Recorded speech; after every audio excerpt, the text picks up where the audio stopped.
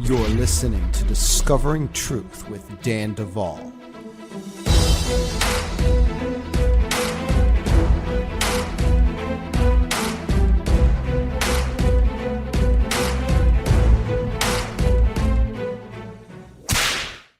Well, this is a relaunch of Discovering Truth. Since we paused the podcast in 2021, my wife and I had a baby. Say hi, baby. Hi. This is Dylan, and he is a champion. We've been focusing here in Katy, Texas, on a local church plant of Bride Ministries, along with the expansion of all kinds of other ministry outreaches. And it has been an intense year, which means I do not regret pausing this podcast. But I'll tell you what, friends, we are back. And when our ministry board met a few months ago, we decided that the future of this podcast is best served by having it completely separated from the ministry. So after years, and I think we launched the podcast back in 2012. It's been an outreach of Bride Ministries the whole time. But at this juncture, we felt now the future of the podcast is best served by having it completely separate. So we had a vote, and the podcast, along with all associated carrying costs, was released into my personal custody. So now we're running both, and Bride Ministries continues stronger than ever, but the podcast is no longer supported by donations to Bride Ministries, which means two things. Number one, we now have full liberties to exercise free speech, even into the area of politics going forward. And, for those of you that understand heavenly scrolls, I believe that there are new scrolls opening up at this season, and this is all necessary. The flip side of the coin is that this podcast is no longer supported by the church or any kind of ministry covering. In other words, donations to Bride Ministries are not going to help me run this. So we have a few choices, and that was either to deduct it from our household income. How do you feel about that, Dylan? No college for you, friend. So no, he doesn't like that. So the other options were supported with ads or supported with podcast patrons. And we decided that our listening audience would be best served if they're able to enjoy the podcast without regular interruptions for ads. Therefore, if you visit danduval.com, you'll find your opportunity to become a podcast patron. This is not a tax-deductible donation at all. It's a contribution to help us carry the cost of the podcast, and you can become a patron for as little as $5 a month. In return, you'll get an invitation for the Manifest Space Network, email updates, merchandise discounts, invitations to ask questions to podcast guests, a free course taught by me, and early access to podcasts. So that's going to come in real handy when there's a sequel coming with an awful cliffhanger that you've been waiting for, and you just don't want to wait that extra day. Now, we're also selling merchandise to help with the carrying costs of the podcast at danduval.com. You'll find shirts, mugs, robes, handbags, all kinds of other cool items that can be purchased. So be sure to check out the store, and keep in mind all shipping in the U.S. is free. And so that's what you get discounts on if you are a podcast patron. Lastly, when you visit danduval.com, you'll learn about our newest project called Overcomer Accelerated. It's not part of the outreach of Bride Ministries, but it's an opportunity to get an all-inclusive experience. It's modeled after the DID Coach Mentorship Program that is run through Bride Ministries and still runs. We'll be doing a class of 2023. But this is for survivors, people that are trying to take a healing and deliverance journey. And it'll offer you the opportunity to have book studies. You'll have a support group. You'll have weekly coaching. You'll have all kinds of support throughout this arrangement. And the whole purpose is to give that cohort experience. You're not just healing by yourself, you're healing in a community, and you're being educated in the process. And so we believe that this is going to be an awesome way that we are able to serve people. And a lot of the folks that are coaching as volunteers at Bride Ministries are going to be involved in this project. And so same standard of care and service, but it is a separate offering entirely. And so if you check out Overcomer Accelerated, you can see the different tiers of what those mean and what the different prices get you. And That's all at danduval.com. So with that said, we're going to get to our first guest launching this podcast again. I'll see you on the other side. Those were your announcements.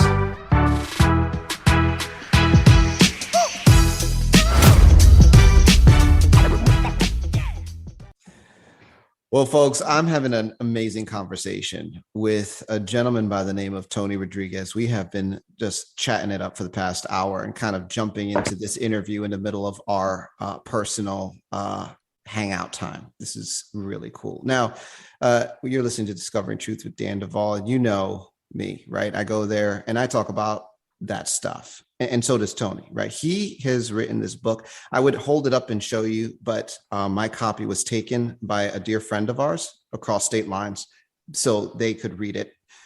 Ceres Colony Cavalier.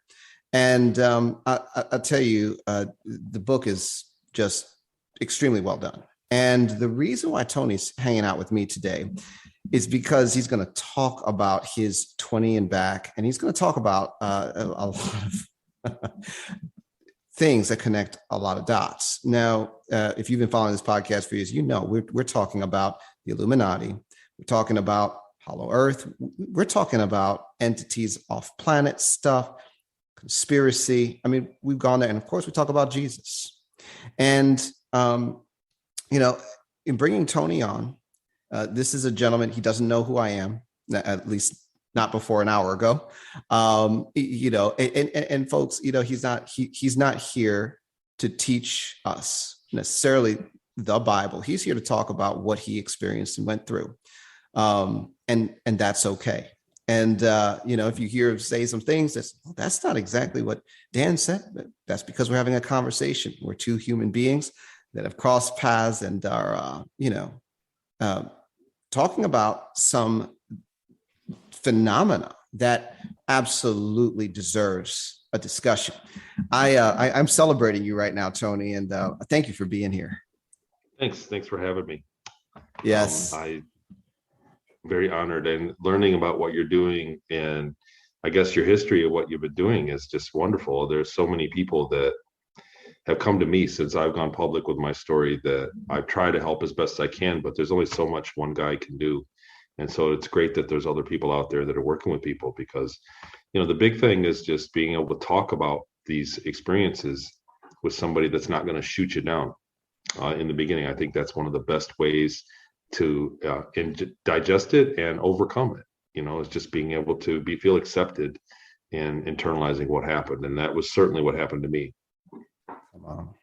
That's right. And so, Tony, I'm here as an advocate for survivors of every kind of dilemma, government projects, sex trafficking, satanic ritual abuse backgrounds, and your background that you've written about, and that's such an incredible recall about, which it blown my mind, right? Includes elements of all of the above, many of them. The Illuminati connection, satanic rituals, and certainly government projects. And so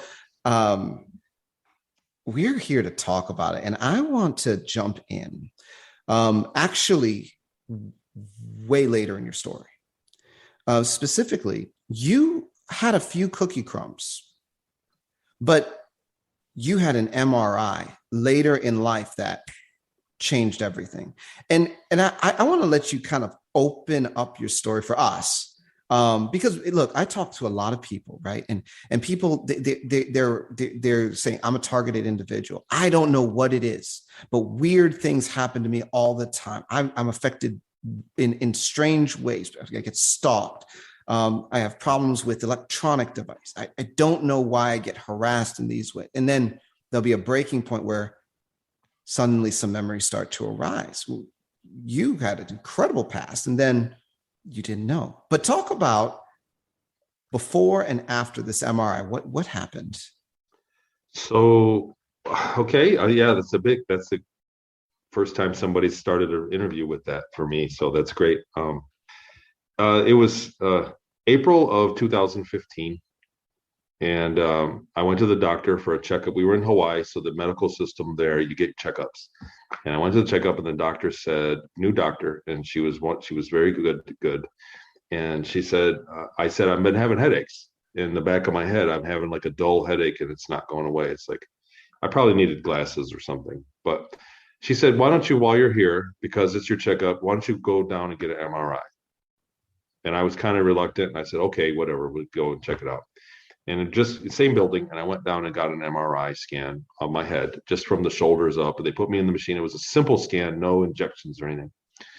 And that was it. I went home. But I want to say 10 days later, I started feeling really drawn to the information. Like I always had, and I want to preface all this by saying that I always had pretty clear memories of the initial incident where I was taken by extraterrestrials out of my room. So the first 20, 30 minutes of the entire ordeal, I never forgot. That was something that didn't get erased by them. They erased memories, and it was something that didn't. And then as I grew up, I was 10 years old when they took me. And as I grew up, I was 17, I was 25. I would get bleed through memories that didn't make any sense, and they were not like dreams. They weren't like dreams, because in a dream, if you're walking down the beach in a dream and you try to think of how you got there, there is no memory of how you got there, because you just instantly began dreaming that you were on a beach. That's how dreams work. Memories, however, if you're walking down the beach and you go, wait a minute, I can remember the parking lot, and I can remember driving here, and I can remember waking up and taking a shower and brushing my teeth. This isn't a dream, is it? And I kept having these in the daytime when I was sleeping, like right before I wake up, I'd get these, and they were memories, but they didn't make any sense because I also had the same memories in my life. So they were fragmented. They were different ages, and so it led me to believe that I was taken several times, but I was wrong because I couldn't explain it. And I thought, in this memory, I had a career. I was sitting and working at a computer terminal, and I knew my job well. I knew what I was doing. Like it's not the experience of dreaming that I'm entering data into a computer. It was like the experience of dreaming that I'm doing something that I do all the time.